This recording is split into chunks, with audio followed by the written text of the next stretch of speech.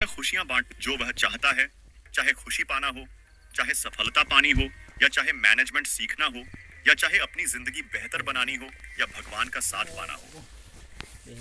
श्री भगवत गीता से ज्यादा महान कोई और दूसरी चीज नहीं हो सकती। आइए शुरू करते हैं।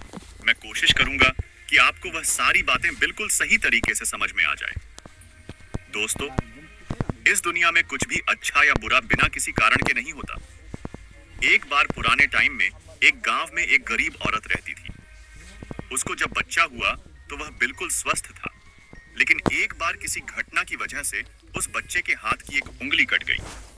वह बहुत दुखी हुई कि मेरे बच्चे के साथ यह क्यों हुआ, और वह हमेशा भगवान को इस बात के लिए कोसती थी कि पता नहीं भगवान को मेरे से क्या दुश्मनी थी जो मेरे ही बच्चे की उंगली काट दी। समय बीतता गया। उस गांव में एक दिन साधु के वेश में एक मायावी राक्षस आया। वह राक्षस अपनी शक्ति ज्यादा करने के लिए बहुत सारे बच्चों की बलि लेता था।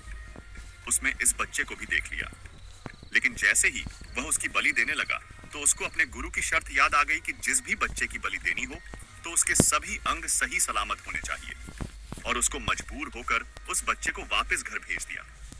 और उसकी माँ ने अपने बच्चों को सही सलामत देखा तो उसकी माँ को यह एहसास हुआ कि इस दुनिया में जो कुछ भी होता है, चाहे वह अच्छा हो रहा है या चाहे वह बुरा हो रहा है, वह कभी भी बिना किसी कारण के नहीं होता। तो दोस्तों, इससे हमें यह सीख मिलती है कि आप किसी भी हालत में कर्म किए बिना और उसका फल पाए बिना नहीं रह सकते। ऐसा हो ही नहीं सकता कि इंसान का शरीर एक सेकंड के लिए भी